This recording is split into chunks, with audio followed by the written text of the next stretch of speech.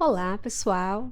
Meu nome é Priscila Rolim e esse vídeo é uma atividade da minha graduação em licenciatura em Ciências Biológicas. Vou explicar rapidamente para vocês como que funciona. É uma apresentação, um vídeo da disciplina de estágio e nessa atividade, o intuito dessa atividade era fazer um plano de aula específico para uma determinada turma e posteriormente apresentar a aula. Eu escolhi o tema respiração celular para alunos do primeiro ano do ensino médio, certo? Então, nós não vamos ver certas etapas da respiração celular tão aprofundadas quanto nós podemos ver na faculdade, no mestrado e no doutorado, porque está sendo focado para alunos de primeiro ano do ensino médio. Você já parou para pensar de onde vem toda a energia que o nosso corpo usa para tudo o que ele faz? Atividades físicas, caminhadas do dia a dia, coração bater, trocas gasosas, todas essas atividades elas necessitam de energia. Então, de onde vem toda essa energia? Você já parou para se perguntar?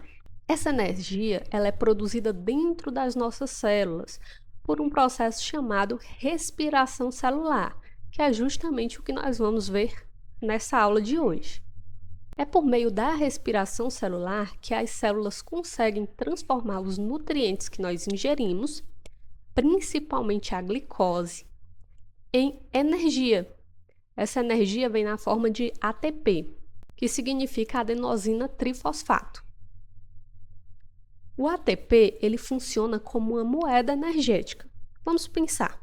Quando uma pessoa vai viajar para um país diferente do Brasil, por exemplo, vai viajar para os Estados Unidos, quando chegar lá, ela vai conseguir comprar as coisas com o real?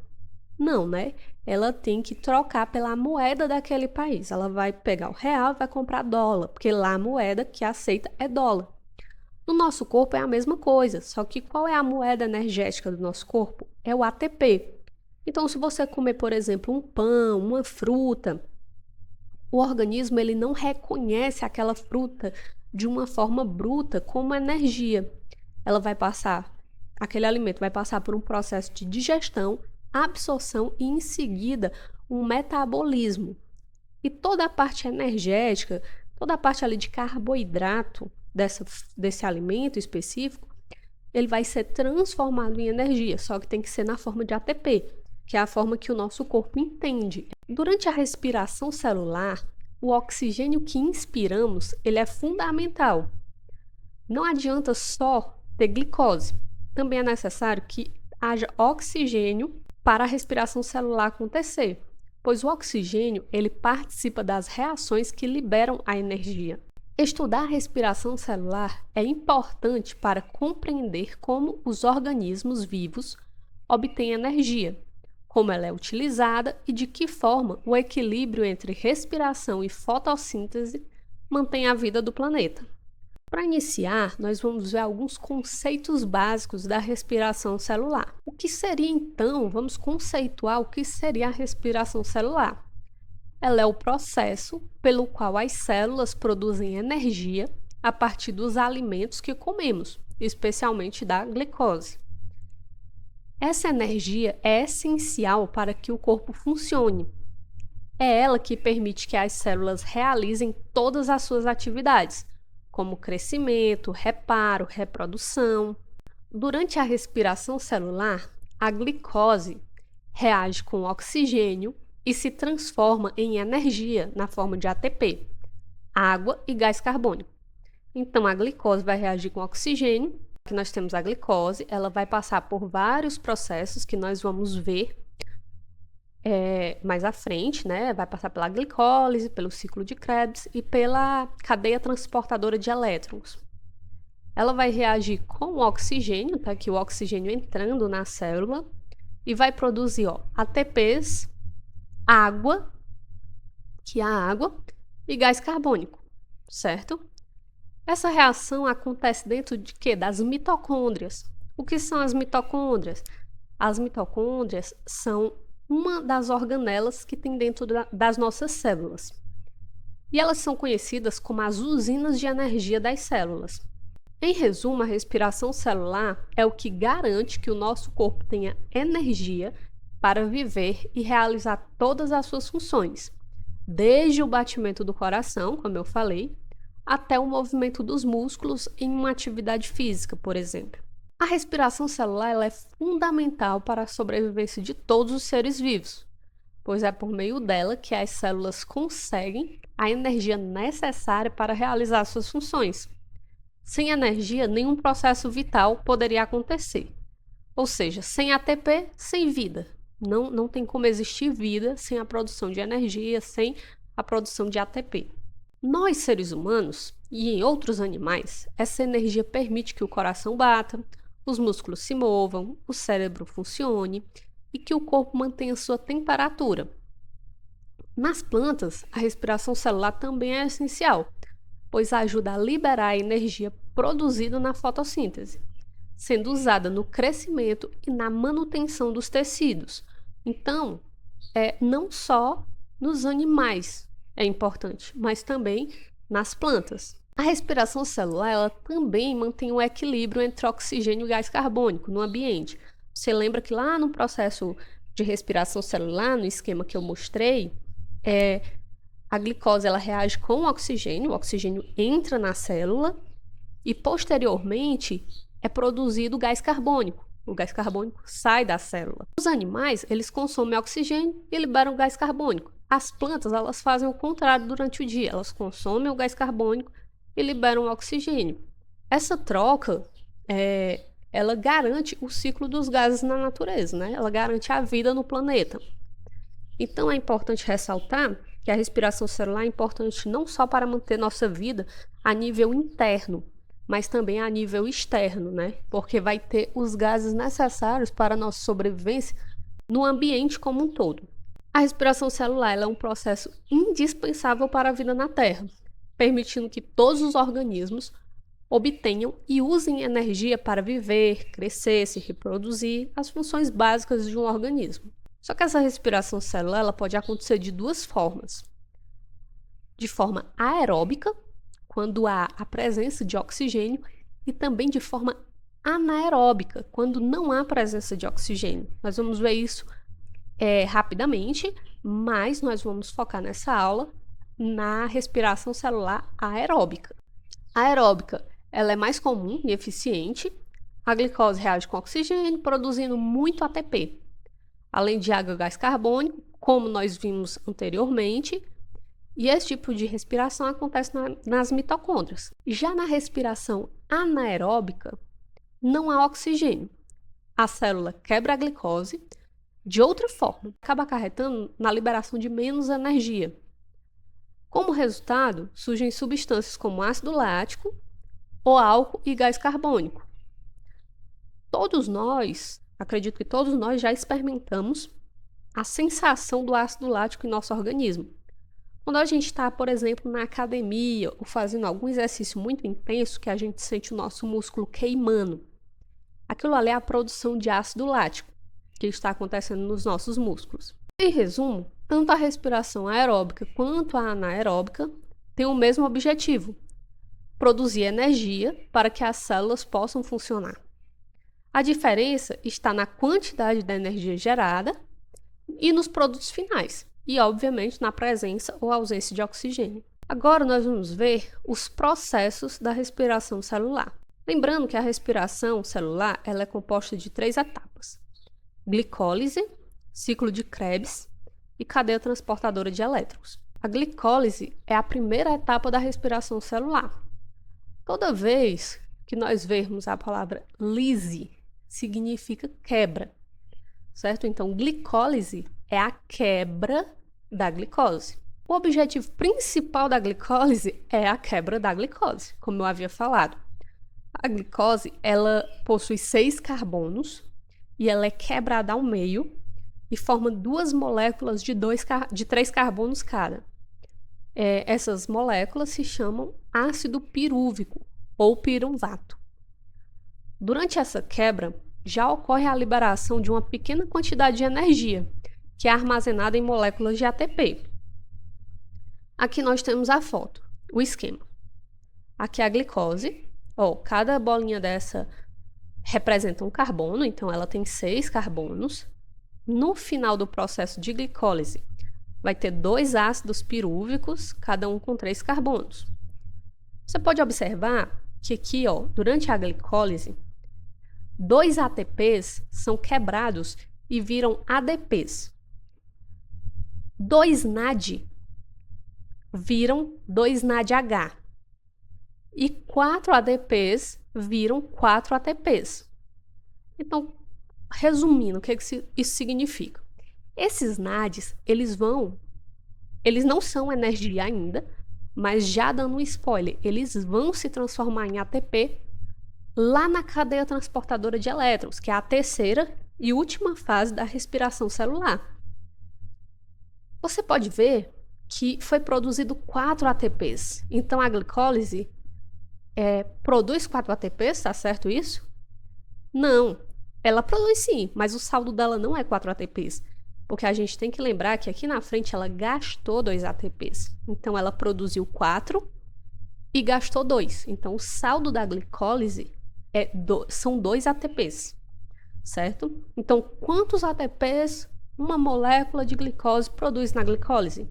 2 ATPs. A glicólise ela é uma fase anaeróbica, ou seja, ela não precisa de oxigênio. Por isso, ela ocorre tanto na respiração aeróbica quanto na respiração anaeróbica. Ela acontece no citoplasma da célula, ou seja, ainda não é dentro da mitocôndria, né? Ainda é naquele líquido que fica ali dentro da célula. E a glicólise ela é o primeiro passo para a obtenção de energia a partir da glicose. Ela prepara as moléculas para as etapas seguintes da respiração celular. Continuando, a segunda etapa é o ciclo de Krebs.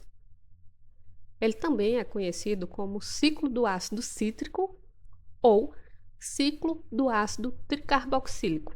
E o ciclo de Krebs ele já acontece dentro das mitocôndrias, que são aquelas organelas responsáveis pela produção de energia. Depois que a glicose ela é quebrada no processo de glicólise que a gente viu anteriormente, o ácido pirúvico formado entra na mitocôndria e se transforma em uma substância chamada acetil-CoA, ou acetilcoenzima A. E é a partir do acetil-CoA que acontece o início do ciclo de Krebs. Quem entra no ciclo de Krebs é o acetil-CoA, e é a partir dele que o ciclo vai rodar. Durante esse ciclo, ocorrem várias reações químicas em sequência que liberam gás carbônico e energia. Essas energias são principalmente nas formas de NADH e FADH2. Novamente, dando um spoiler, né? Esse NADH e esse FADH2 ainda não são energia, mas eles vão se transformar em ATP lá na cadeia transportadora de elétrons, na terceira e última etapa da respiração celular. Resumindo, o ciclo de Krebs é a fase em que a glicose é completamente transformada em gás carbônico e a maior parte da energia química é preparada para ser usada no final da respiração celular. Muitas pessoas acreditam que a grande parte da energia ela é produzida no ciclo de Krebs. E isso não é verdade. Ela é preparada. A grande produção de energia acontece na cadeia transportadora de elétrons. Aqui nós temos o esquema do ciclo de Krebs, né? Aqui tem muito nome bonito, quem estiver procurando nome aí para colocar nos filhos ou nos animais de estimação, aqui tem muito nome bonito. Aqui, ó, como a gente falou, o que dá início ao ciclo de Krebs é o acetil-CoA. Esse acetil-CoA é transformado em citrato, o citrato transformado em isocitrato, o isocitrato transformado em alfa-cetoglutarato, e nessa etapa do isocitrato ser transformado no alfa-cetoglutarato, há a formação de um NADH e de um gás carbônico. O alfa-cetoglutarato ele é transformado em succinil-CoA. Nesse processo, há a formação de um NADH e de CO2 novamente. O succinil-CoA é transformado em succinato. E nessa transformação, há a produção de um GTP, que vale por um ATP. O succinato é transformado em fumarato.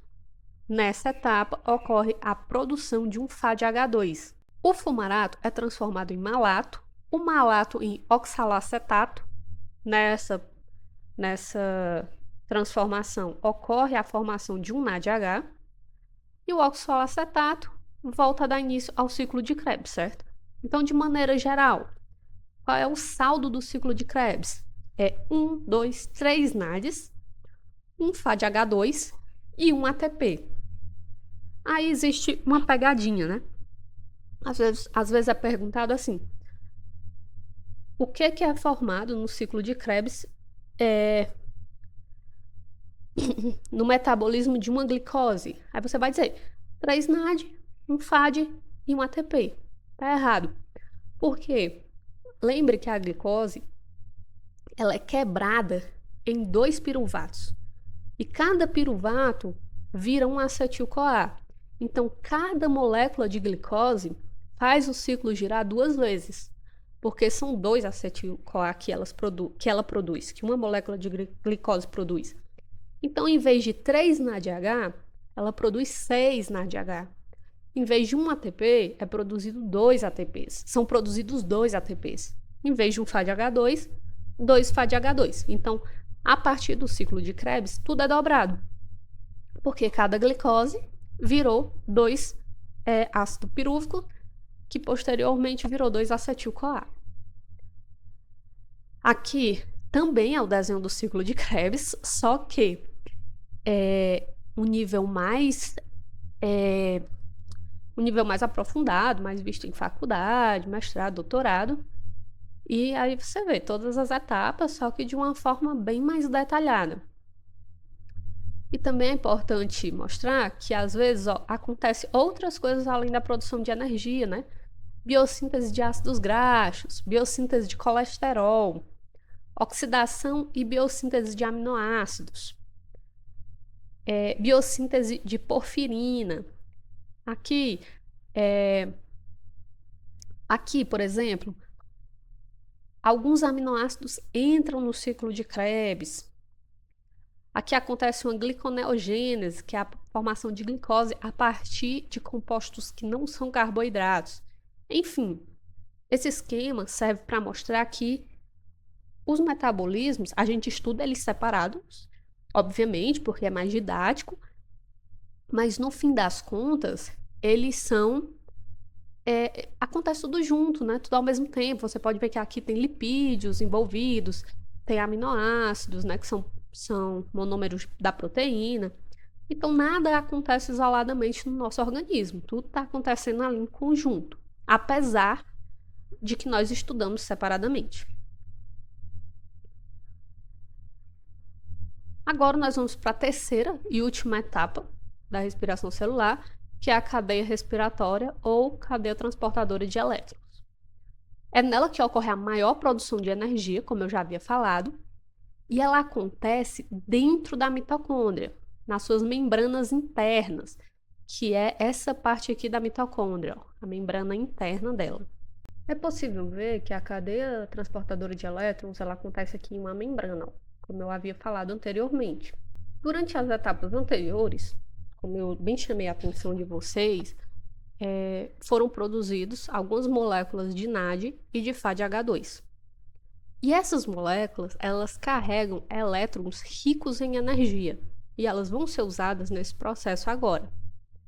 Na cadeia respiratória, esses elétrons passam por uma sequência de receptores, localizados na membrana mitocondrial. Os receptores são justamente essas estruturas aqui, ó. À medida que os elétrons se movem por essa cadeia, é liberada energia que serve para bombear os prótons H+, e formar um gradiente de energia. No final do processo, o oxigênio entra em ação, recebendo os elétrons e se combinando com os prótons para formar água. Vamos ver aqui no esquema como que isso acontece. É possível ver, todos esses NAD, FADH2, eles carregam hidrogênio, certo? O próton de hidrogênio. Então, esse hidrogênio, ele é passado para o outro lado da membrana. E nessa que ele passa, e à medida que esses hidrogênios passam para o outro lado da membrana, são liberados elétrons, e esses elétrons são ricos em energia. Eles acabam formando um gradiente de energia. No final do processo, aí ele vai passando, ó. Cada receptor desse passa hidrogênio para o outro lado. Aqui nessa etapa entra o oxigênio, que se junta com esses prótons e forma água. E aqui nós temos uma enzima chamada ATP sintase. Essa ATP sintase ela vai fazer o processo inverso. Ela vai fazer o hidrogênio passar pela membrana no sentido contrário. À medida que esse hidrogênio passa pela ATP sintase, uma molécula de ADP se junta com uma molécula de fósforo orgânico, formando um ATP, que é uma adenosina 3-fosfato. Então é dessa forma que os NAD e FAD acabam virando ATP, não virando ATP, mas acabam favorecendo a produção de um ATP, a produção de ATP na cadeia transportadora de elétrons. Graças a essa sequência de reações, a célula produz uma grande quantidade de ATP, cerca de 34 ATPs por molécula de glicose.